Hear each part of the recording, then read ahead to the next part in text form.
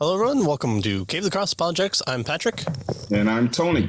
And we're on chapter 4 of our book by John Frame, Apologetics, a Justification of Christian Belief. And we've kind of been building into now Apologetics as Proof section. And we're kind of going to tackle one of the big ones that have come out probably most recently that kind of presuppositionalists have found maybe even the most beneficial than any of the other classical arguments, maybe since the Kalam argument, but that's tag or the Transcendental Argument.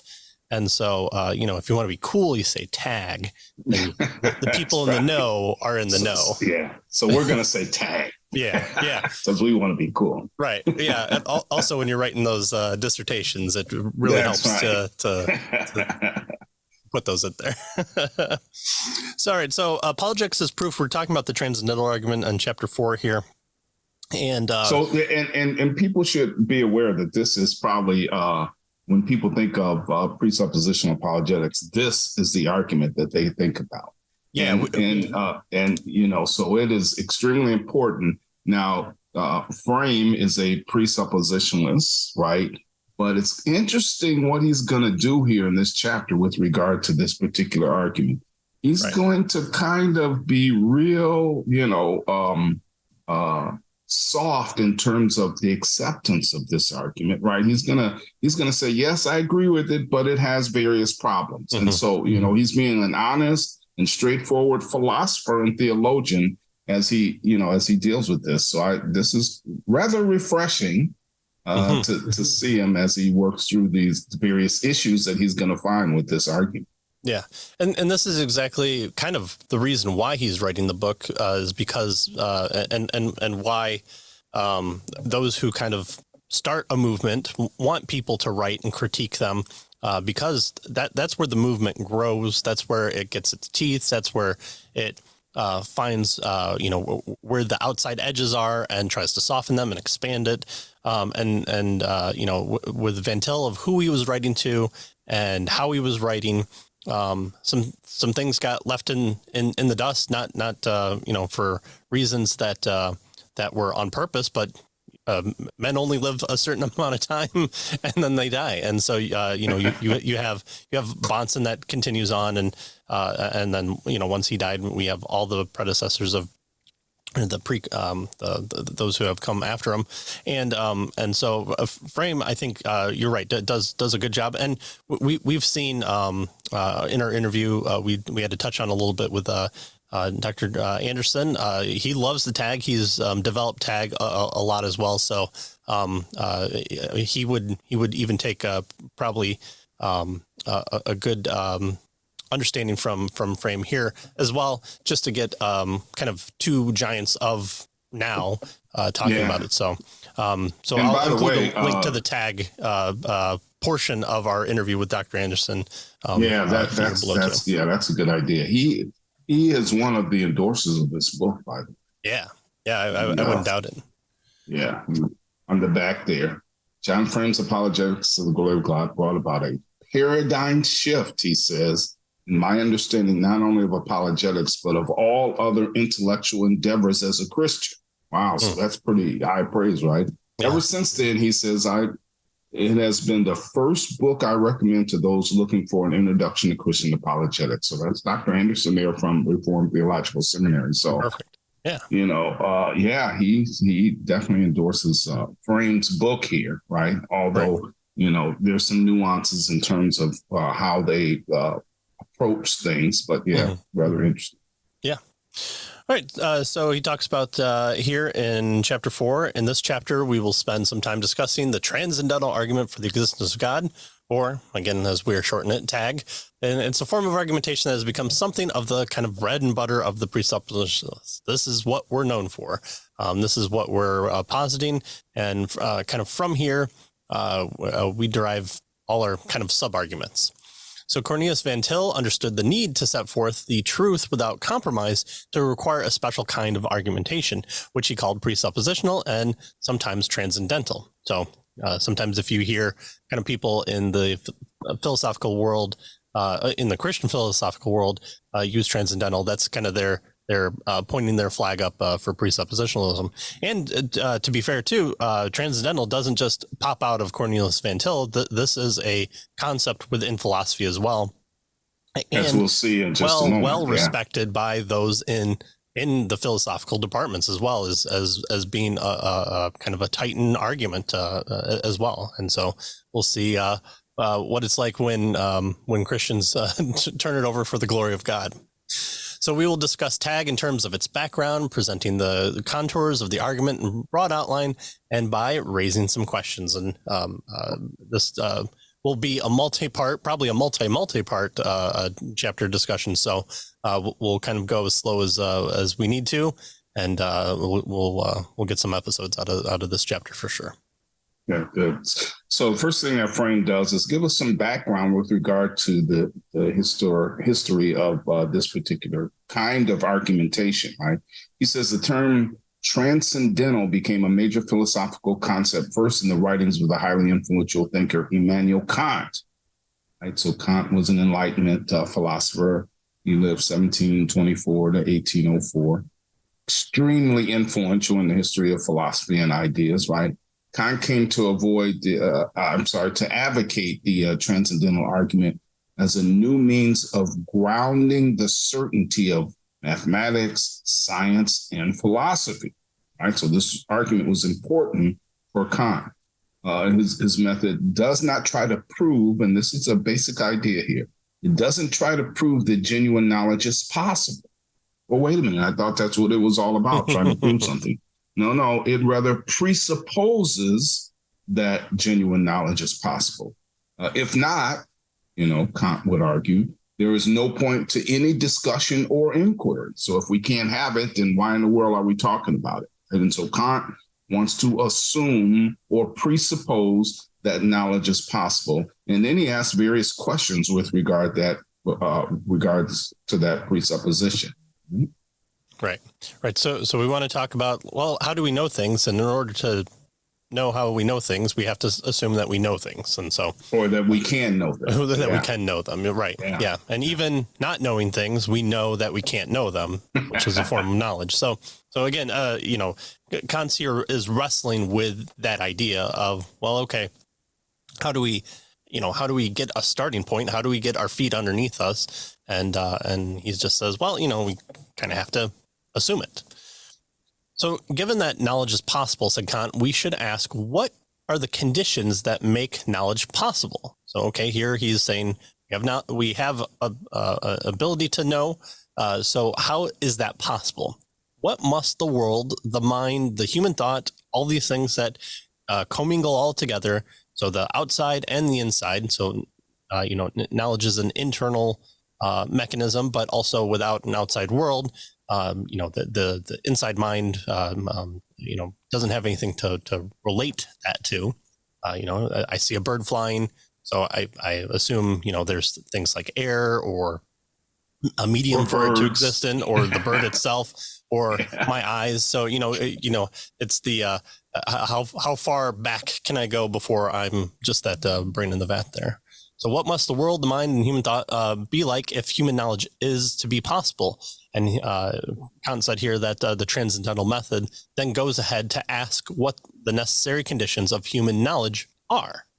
Right. So notice transcendental has to do with transcending, right? Going beyond or behind our knowledge claims to ask, what has to be the case in order for us to know anything. That's the basic idea of the transcendental argument, right? What are the conditions for knowledge, right? What has to be the case in order? So he's assuming that we can know stuff, right? And then he asks the question, what has to be the case for it? And so VanTil then picks up on this, right? He studied under idealists at Princeton University in the 1920s, and emerged advocating a kind of transcendental method that was distinctly Christian, though. So he added a twist to the transcendental argument and made it basically Christian. So like Kant, VanTil was unhappy with empiricism and rationalism. So these were two competing views with regard to foundation of knowledge, right? Empiricism says all of our knowledge claims are based on our sensory perceptions. Our perceptions are gives us the basis of our knowledge claim. How do I know something? Well, I perceive it. I see it, I touch it, I taste it, that sort of thing. Rationalism, on the other hand, says, no, we're born with innate ideas. And so we can know math and the laws of logic. They're just part of our equipment. And so there was this, kind of back and forth between these two various positions. Kant tried to bridge the gap, right, with his thinking. And so now VanTil, who is unhappy with empiricism and rationalism, and by the way, with traditional ways of combining reason and sense experience. So he thought that they were both wrong in a distinctive theological way. And so he tries to deal with this issue from a theological perspective. Right. And this is kind of an area of subject that I first, when I took my intro 101 to philosophy class way back in the day in WMU, understanding that there are these knowledge claims that we kind of a priori, that's, kind of one of the key words that you have to define on your first test there is okay. Well, how do you prove mathematics? How do you understand that you know mathematics? Well, you can do math, but how do you know that you're able to use it and be there? So things like numbers or language associates to the real world, other people's minds, all those things are kind of included in this first discussion. So this is a very key and kind of central point within the philosophical discussions of humanity. And so this is what we even start students with, at least in my case, back in the early 2000s. All right. So traditional methodologies applied to apologetics, said VanTil, assumes that human sense experience, human reason, or both can adequately function without God. That is autonomously or neutrality. And so, this is something that's critiqued within the debate between classical and evidentialists and presuppositionalists and reformed epistemology and cumulative case people is kind of what can we present to people that they're able to understand? And presuppositionalist says, well, there's nothing outside of assuming that God exists that people can truly know, that they can have justification for that knowledge. They can know things, but they only know things in relationship to a creator of the universe that still exists, that holds the universe together, from whose direct character these things are known and knowable. And the classicalist tends to I think in some respects say, well, let us reason together and let's see if I can convince you. And I'll just, throw a bunch of facts at you in a very well presented way, and you'll make your decision from there. VanTil is saying, well, that's not quite the case. That's not what we see in Scripture, and seems to be kind of the exact opposite of what we're being told to do. So at the very so the claim here then is that, well, based on human sense experience and human reason, they function adequately, and we really don't need God for their functioning. That's the claim here. And as you mentioned, now this is part of the ongoing, argument between different, folks with regard to, is this true? Does our sense experience and our reason function adequately without God? Is it autonomous? Is there some type of neutrality where everybody is on the same page with regard to, how they reason and that sort of thing? Now, in one sense, we're going to see yes, but in another sense, and this is what VanTil's issue is going to talk about, is no, not really, right? Right. And again, once you get past your first keyword in the intro class, you realize that the philosophical ideas of the time get supplanted and revolutionized, and the new one comes about, and then it happens again And then it happens again and again. And so, we're always sure that we know the things that we know in the time and place that we know and exist until a new revolution comes about. And then the things that we knew are critiqued. And soon it's either assume that we can't know anything and that, it's all nothing all the way down, or that it's only your truly autonomous and neutral to you point of view that you're able to kind of know and understand things, but it might not be right.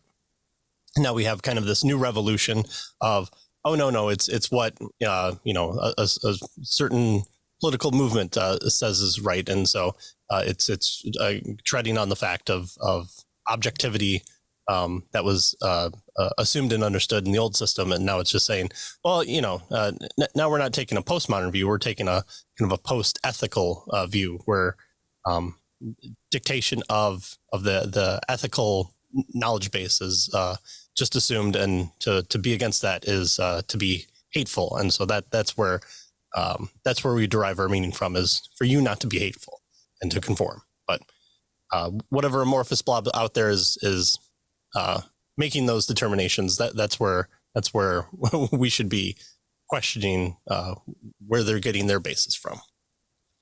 All right, so at the outset of a apologetic argument, the concede, the other side, the non-presuppositionalists, those who say, no, we can be autonomous, we can be neutral, they concede the whole game. They adopt a presupposition contrary to the conclusion they wish to argue, and they seek to gain knowledge of God by adapting a non-theistic epistemology, how we know things. The only alternative, VanTil argued, is to adopt a theistic epistemology when arguing for the existence of God.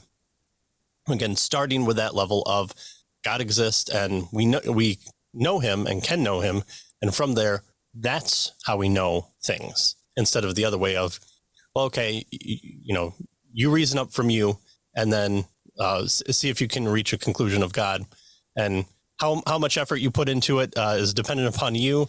And, if you're being truly honest, then you'll absolutely come to know God, except for those people that stick their fingers in the air and close their eyes, or don't want to see the way that the things that you are. If you just argue a little bit harder, you'll get them there, or you'll force them in, or, you point a gun at their head and say, believe in God. And that's, if they come to belief in it through that way, then there you are. Yeah. So notice the claim here that this position is holding. So as you mentioned, right, this whole issue of autonomy and neutrality. Can we know, experience, function without reference, or even without God? Not just reference to God, but without God. And if we say yes, if we can say, well, yes, we can. Let's just, we can have reason and experiences and that sort of thing without God's existence. VanTil is claiming that kind of gives away everything. I mean, now we're standing on what we think is a neutral position where we're all arguing from. And VanTil says that's not the way it works, right? So there is no, what he's going to eventually say, there is no neutrality, right? There is no common way to stand on this ground. That's what he's getting at here. And so we have to, what he says is when we do that, we've adopted a presupposition that's contrary to the conclusion that we wish to argue, right? So our conclusion is that God exists. So let's just start by saying, well, he really doesn't. Now, how far does that get us? Well, he says, no, we don't want to do that, right? We're adopting a position that's contrary to where we're headed. And so that's part of where he's going. And so, Frame tells us that Kant answered the question, what are the conditions required for an intelligible universe, right? How do we come to know the universe? What makes it intelligible? And of course, he answered that with his, phenomena and noumena distinction and his transcendental aesthetic and analytic. VanTil asks the same question, but he gives a different answer, right? He says the condition of universal intelligibility is the biblical God. That approach seems to be viciously circular, Frame tells us. presupposing God in our epistemology and then using that epistemology to prove his existence. Clearly, that's kind of circular, right? But VanTil answers the charge of circularity, Frame tells us, by claiming that Christian circles, right, the Christian circle is the only kind that renders reality intelligible on its own terms. And so if you don't assume it, then you can't, reality is not intelligible, is what he's arguing.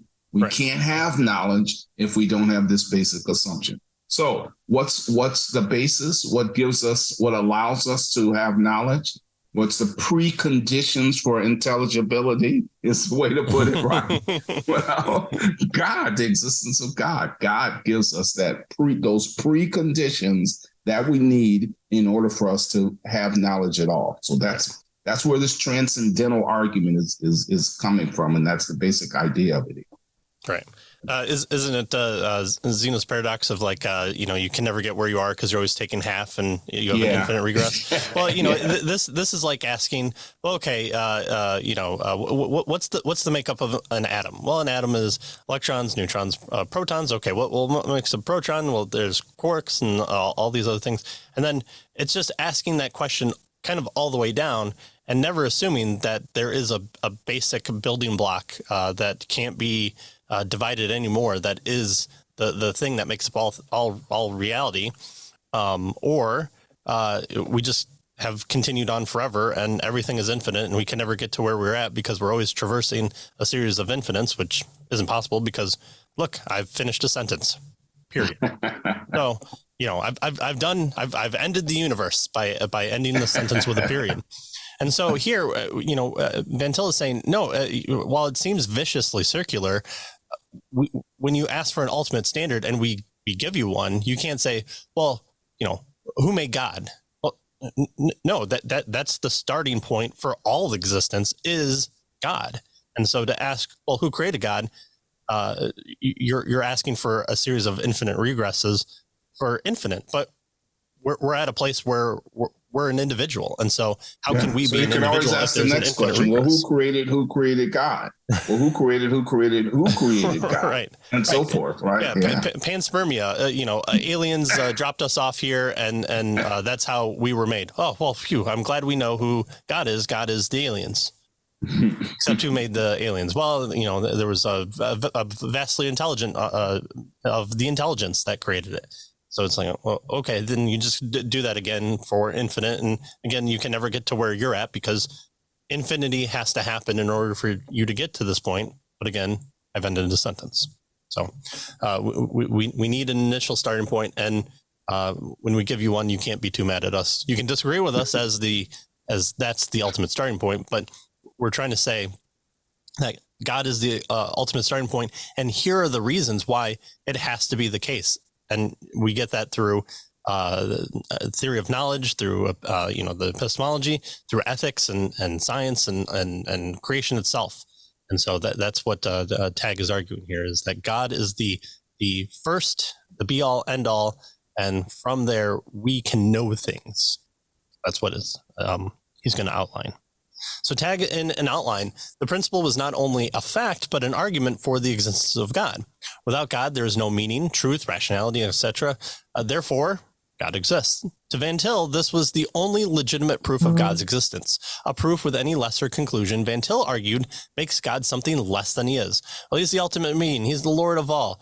Okay, now assume that that's not the case, and let's start from a rational basis of the Kalam argument.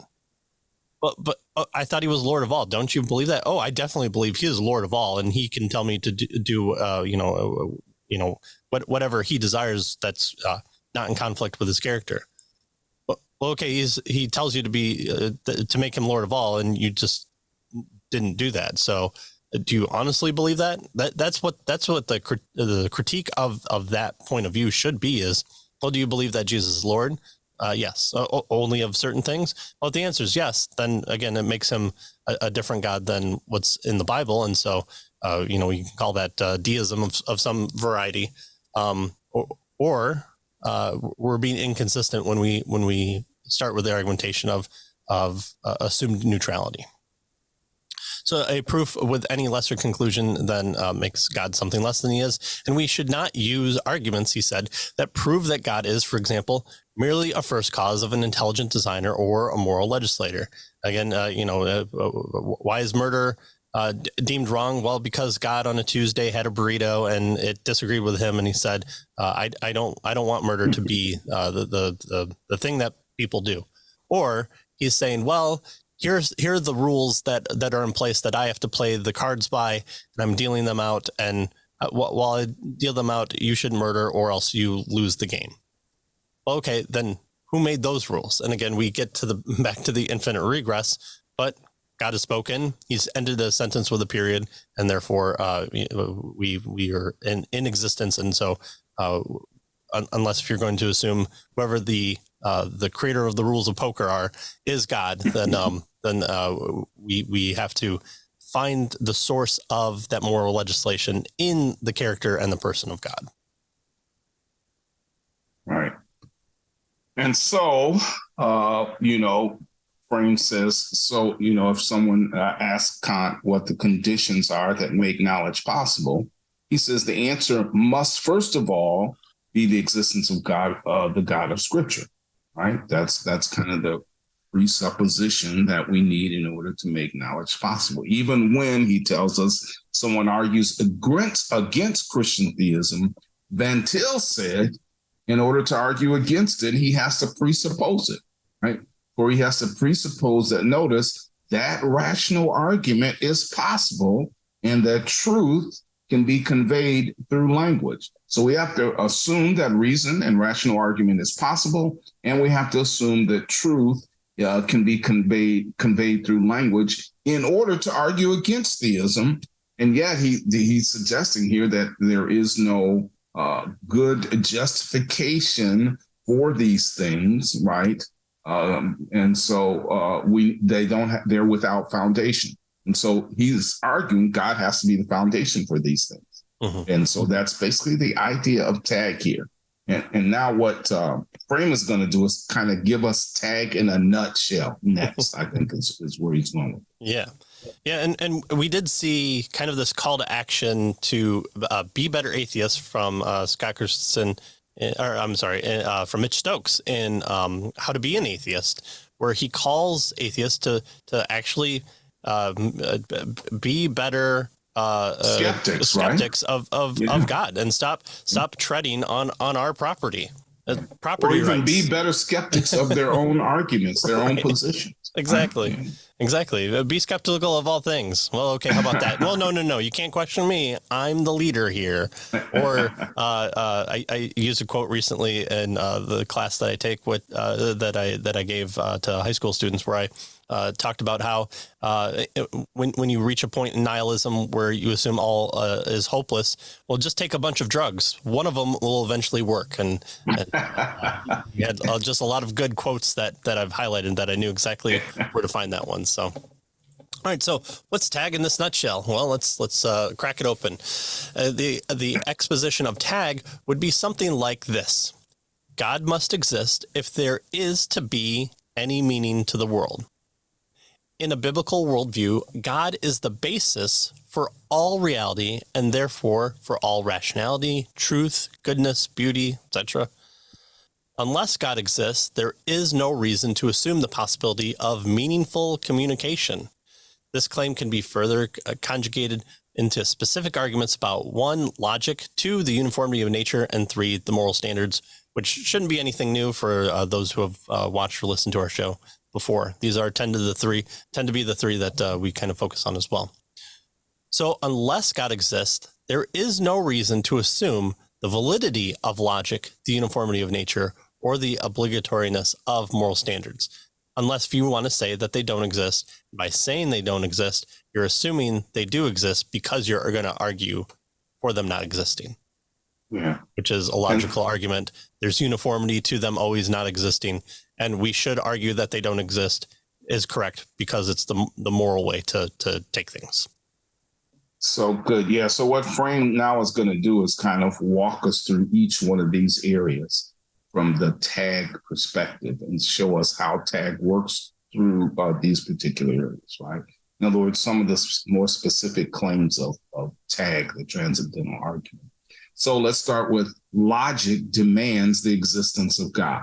Logic demands the existence of God, right? God is logically necessary, says this particular perspective, in the sense that without him, the use of logic would be impossible. He is the source of all order in the world and in the human mind, including logical order. So God acts and thinks in accordance with the laws of logic, right? So he is logic. God is logically necessary, and therefore logic is dependent on God. It would be impossible without God. Now, notice he's not saying that God is bound by the laws of logic, and so there was something, above God, that had authority over him.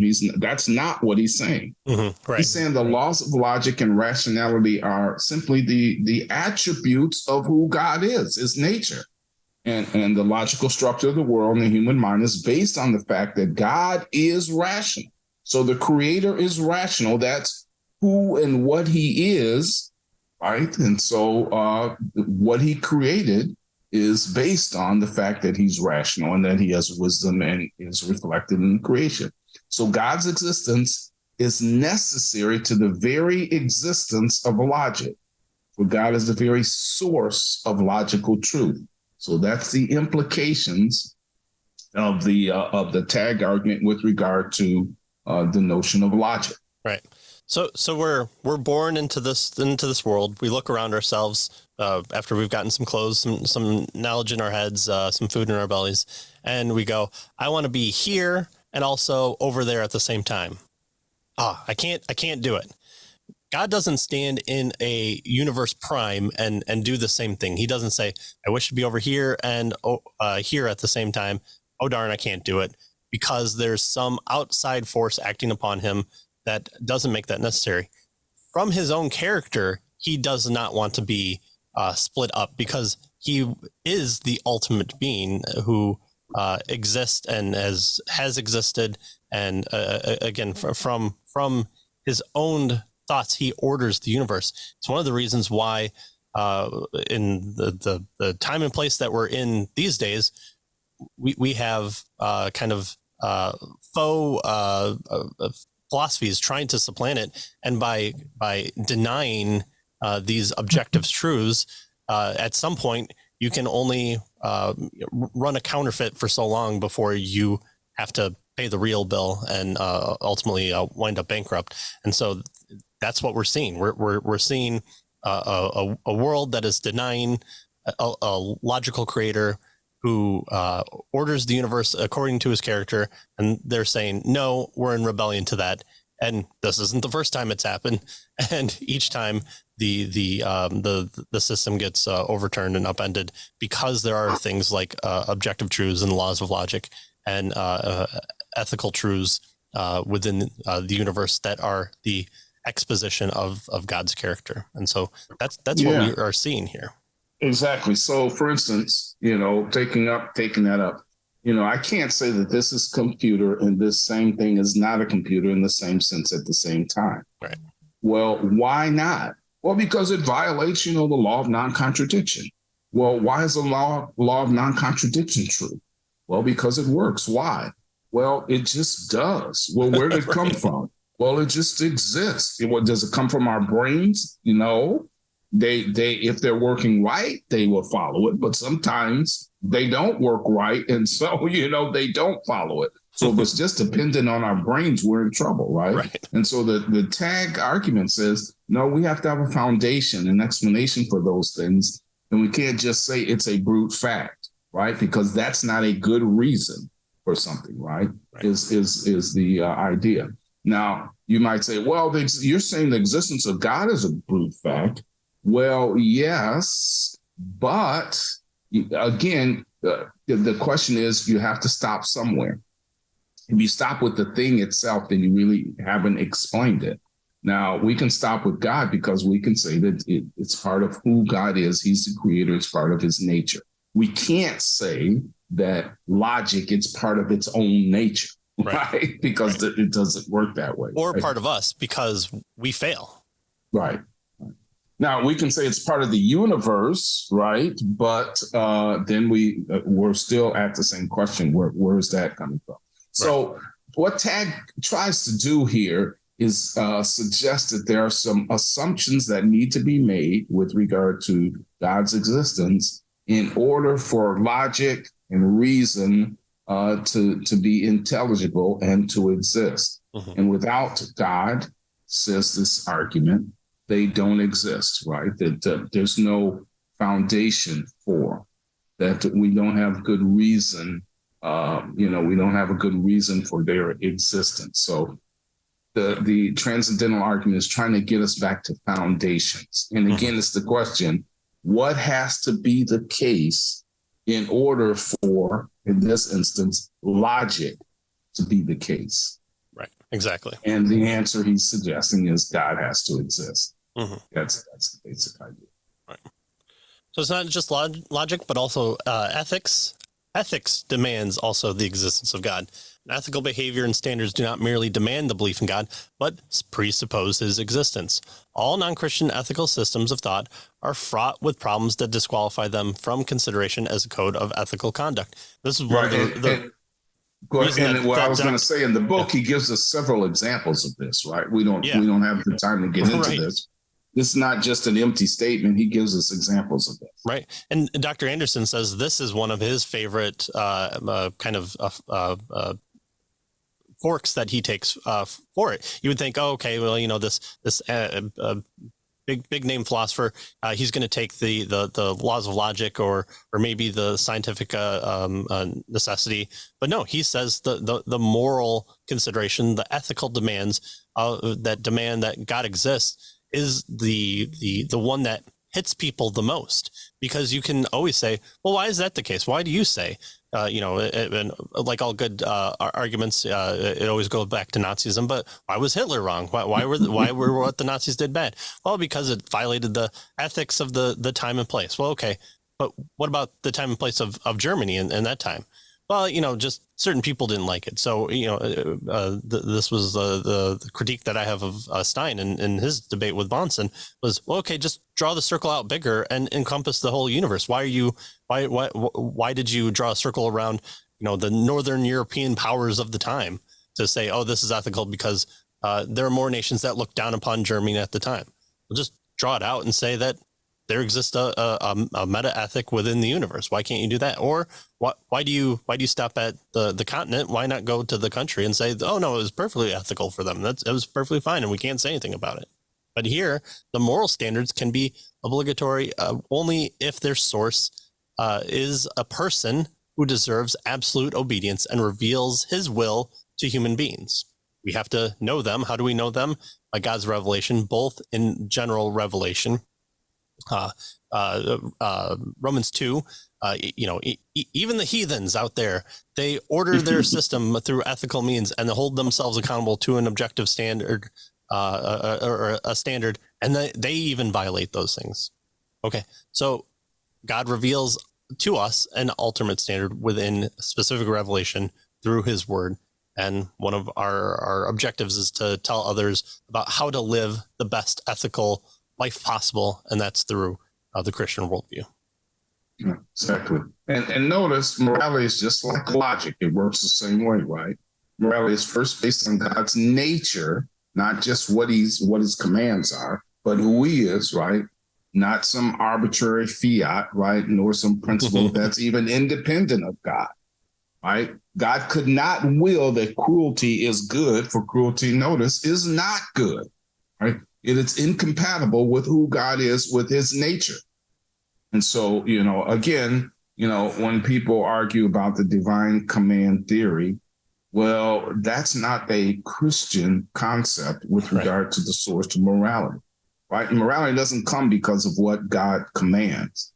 God commands it because that's who he is. That's part of his nature. That's, part of his existence. And so when I say that ethics demands, Frame tells us, and indeed requires God, he says, I do not mean that atheists and agnostics never recognize moral standards, right? They can recognize moral standards. In fact, to a certain extent, live up to them.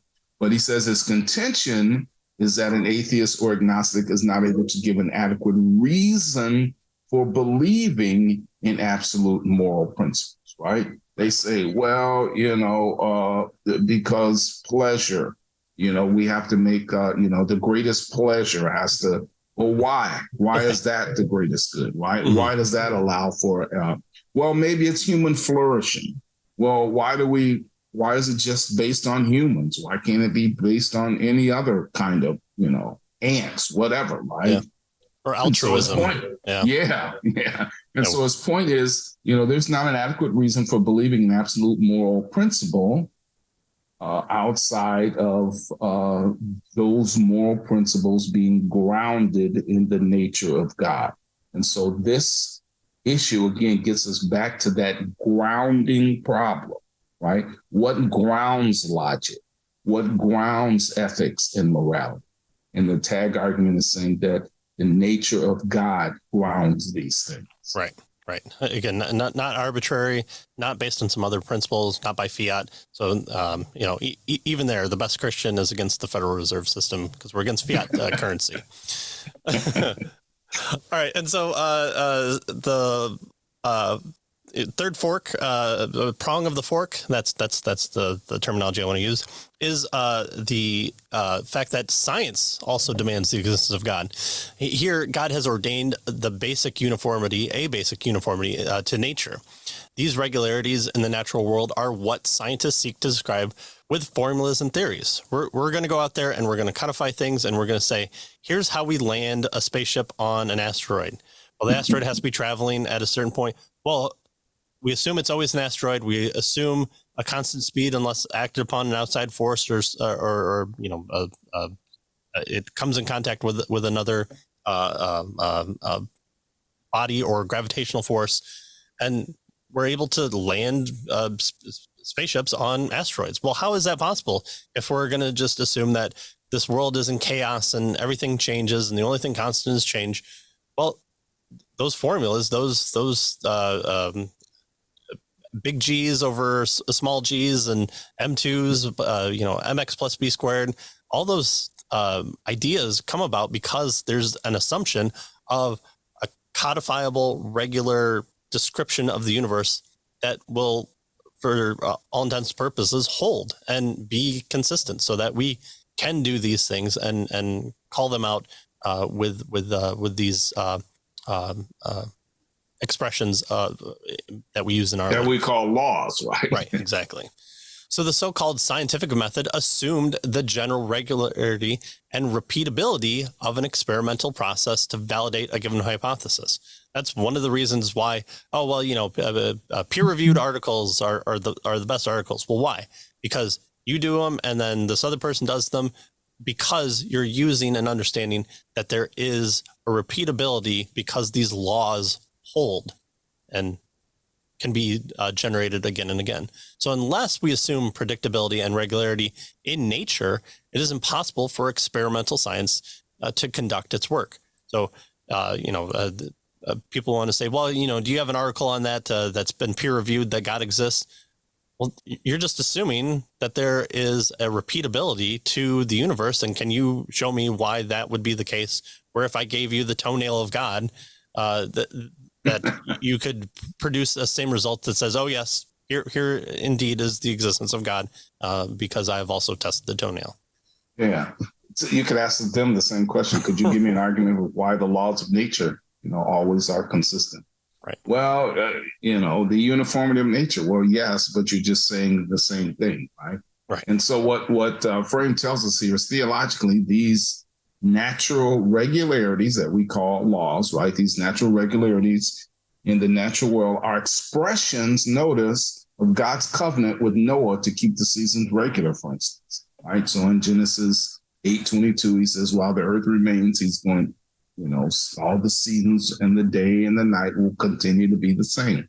Without God, then, and this is the point, there is no basis for assuming any uniformity in nature.